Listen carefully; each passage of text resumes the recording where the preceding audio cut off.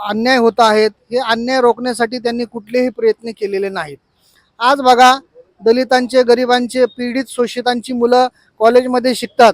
अशा मुलांच्या, अनेक मुलांच्या, मुलींची सुद्धा त्यांच्या स्कॉलरशिप ज्या आहेत या मोदी सरकारने अडवून धरलेल्या आहेत।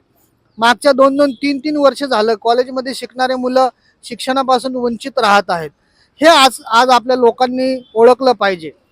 माझी अशी विनंती राहील, दलितांची जी मतं जी आहेत ती मागच्या वेळेला आपण इतर ठिकाणी गेली, पण यावेळेला महाविकास आघाडीचे उमेदवार माननीय प्रशांतदादा जगताप यांना प्रचंड बहुमताने आपण निवडून दिलं पाहिजे असं मला वाटतं। शरद पवारांचं जे काही भावनिक वातावरण आहे, ते भावनिक वातावरण तुम्हाला या इलेक्शनमध्ये कामाला येईल, उपयोगी पडेल वाटतं का?